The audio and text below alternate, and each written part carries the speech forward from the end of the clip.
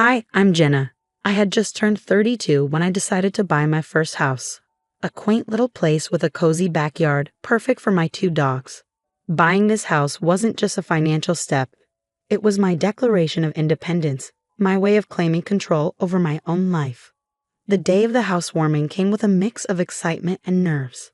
I planned everything meticulously, wanting it to be a blend of fun and formality, a true milestone. My parents were the only family I invited, given the complicated dynamics of extending further. As guests arrived, the afternoon buzzed with laughter and conversation. I was in the middle of showing my college friend Lisa some renovation plans when the doorbell rang again. Expecting a neighbor or a late-arriving friend, I opened the door with a smile, only to find my mom standing there with Carson and his daughter, Vanessa. Carson grinned, though it didn't reach his eyes, while Vanessa looked around my living room like she had just walked into a thrift store. "Jenna, darling, hope you don't mind us bringing a little extra company," my mom chirped, breezing past me without waiting for a response. For a moment, I was too stunned to speak. "Mom, I thought it was just going to be us," I finally said, my voice a mix of confusion and irritation. "Oh honey, I knew you wouldn't mind. Carson really wanted to see your place, and Vanessa's been excited to meet you," she gushed, as if she hadn't ignored my carefully curated guest list. As the party went on, I tried to push down the frustration, thinking maybe it could still be a good day. But I was wrong. "I would have chosen a different color here. This shade is so 2010, Vanessa said loudly, eyeing my living room with disdain. My friends, caught in the moment, exchanged awkward glances as the room fell silent. My cheeks burned with a mix of embarrassment and anger. This was supposed to be my celebration, my moment. I couldn't let her ruin it. I turned to Vanessa, forcing a tight smile. "Well, not all of us need to follow the latest trends to feel good about our homes. Some of us prefer something more timeless," I replied, sharper than I intended. But it didn't end there. "Why would anyone arrange their living room like this? It's almost like she's never heard of interior design," Vanessa quipped. That was it. I couldn't hold back any longer. My friends, clearly uncomfortable, watched as I marched over to Vanessa. The room grew tense. "You know, Vanessa, if you have suggestions, I'm all ears. But maybe you could share them without insulting my choices in front of my guests," I said, my voice calm but firm. Vanessa blinked, surprised, then scoffed. "I'm just saying what everyone's thinking. No need to be so sensitive." Judging by the supportive looks from my friends, they weren't thinking anything of the sort. Despite the awkward tension, I could feel them backing me up. Just as I thought things would cool down, my mom pulled me aside, her face tense with anxiety. "Jenna, could we talk in private?" she asked softly. In the hallway, away from the party, she dropped the bombshell. "Honey, I know it's a lot to ask, but could Vanessa stay with you for a while? Just until they sort out their living situation." Her request hit me like a punch. "Mom, I can't. This is my space, and after tonight, it's clear Vanessa and I aren't exactly compatible." Her face fell. "Jenna, she's struggling. You know how tough Carson can be on her. It would only be for a little while." I could feel the weight of her expectations pressing down on me, like so many times before when she tried to fix things by putting me in uncomfortable situations. But this was too much. "Mom, no, I need to set boundaries. I can't have her stay here, not after how she's behaved. I'm sorry, but that's my final answer." The hurt in her eyes stung, but I knew I had to stand my ground. As she walked away, her shoulders slumped, and I felt a strange mix of triumph and dread. I had finally stood up for myself, but I knew this wasn't the end of it. As the party wound down and the last guests left, the house felt quieter, almost eerie.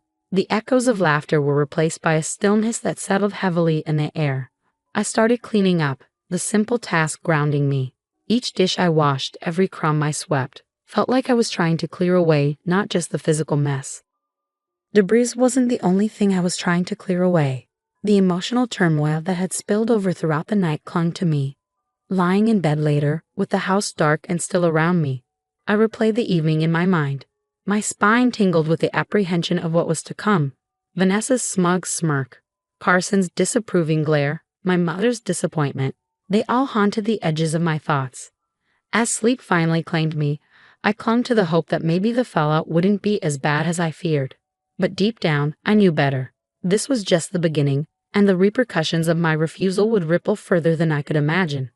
The next morning started out ordinarily enough: coffee, a quick scroll through emails, and a mental to-do list for the day. But that normalcy shattered with a ping from my phone, a security alert from my home system.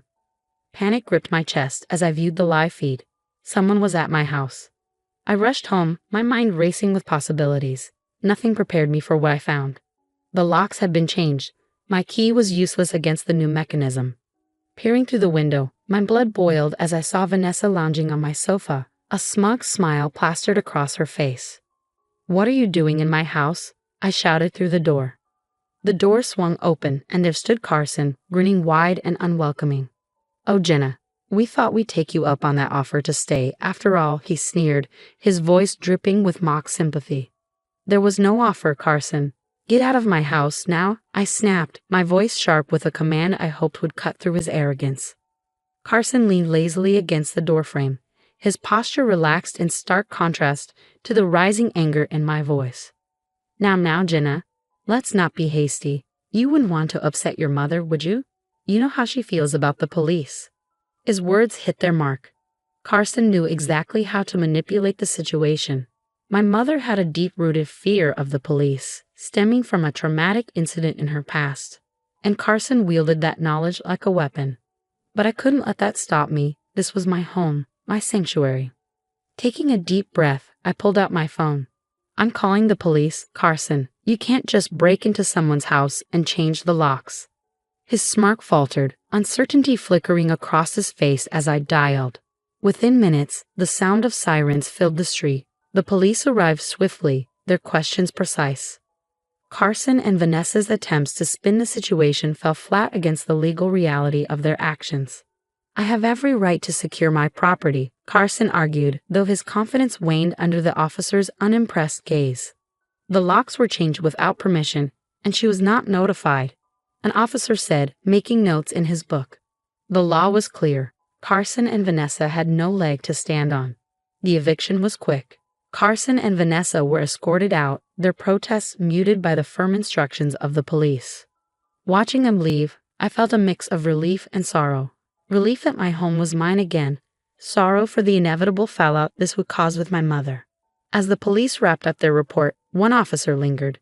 "Are you going to be okay?" he asked, his tone kind. I nodded, though my heart was heavy. "Yes, thank you. I didn't have a choice." He offered a sympathetic smile before leaving. Once the door clicked shut behind him, I stood in the quiet aftermath. The house felt larger and emptier, the space that was almost taken from me suddenly overwhelming. I walked through each room, reaffirming my presence in the place that had been violated. The weight of the day pressed down on me, a reminder that the battles were far from over. Carson and Vanessa might be gone, but the repercussions would ripple through my family, possibly irreversibly. Yet despite the turmoil, a stubborn flame of defiance flickered within me. This was my home, and I would fight for it, no matter the cost. The silence of the evening was shattered by the sharp ring of my phone. My heart sank as I saw my mother's name flash on the screen. I braced myself for the inevitable conversation. "Mom," I answered, my voice barely above a whisper. "Jenna," she began, her tone thick with emotion. How could you do this to Carson and Vanessa after everything they've been through?" Her words cut deep. I struggled to keep my voice steady. "Mom, they broke into my house. They changed my locks. What was I supposed to do? Just let them take over my home?" "You could have handled it differently, Jenna. You know how I feel about the police," she replied, her voice trembling with a mix of anger and disappointment. "Mom, I didn't have a choice. They left me no choice. This is my home, and I had to protect it," I said, frustration creeping into my tone. There was a long, heavy pause, the weight of her next words hanging between us. "I can't believe this. I thought you understood, Jenna. I thought you cared more about your family." "I do care, Mom," I whispered, "but shouldn't my safety and my rights matter too? Why is it always about what I can do for others, never about what's right for me?" The questions tumbled out, years of suppressed feelings fueling my words. "You just don't get it, do you?" Her voice cracked, laced with a mix of anger and sorrow. "I can't support this. I can't be part of it." My throat tightened. "What are you saying?" I asked, dreading the answer. "I think it's better if we don't talk for a while. I need to think about all this. Her final words cut through the air before she ended the call, leaving behind a silence that felt like a void. The phone slipped from my grasp, clattering to the floor. My mother, my lifelong anchor, had cast me adrift over this. I sank into the couch, the soft fabric offering no comfort. Looking out the window, the night stretched on endlessly, and the once comforting contours of my home now felt alien, reshaped by the day's events. Thoughts swirled in my mind of family loyalty, manipulation, and the personal cost of standing up for myself. Was there another way I could have handled it? A path that wouldn't have led to this rift? As the night drew on, I wrestled with those questions. Manipulation wasn't just about coercion. It was about making someone feel guilty for holding their ground. Carson had used my mother's fears to control me, and now my mother was unintentionally doing the same with her disappointment. By dawn, a quiet resolve had settled over me. Protecting my emotional and psychological space was just as vital as defending my physical one. The rift with my mother was painful, but it was necessary for my growth. Standing in the stillness of the early morning, I knew that while the battle for my home was over, the journey to reclaim my life had just begun. As days turned into weeks, the sting of my mother's words faded into a persistent ache, a constant reminder of the price of my newfound autonomy. Her silence was deafening, but with each passing day, I found pieces of myself I hadn't realized I'd lost in the fray of family obligations. My home, once a battleground of invasion and conflict, began to transform back into the sanctuary I had envisioned. I repainted the living room, erasing the remnants of Vanessa's scornful remarks. With every stroke of the brush, I reclaimed my space. New locks, stronger and more secure, clicked reassuringly under my fingers, symbolizing the boundaries I was learning to set.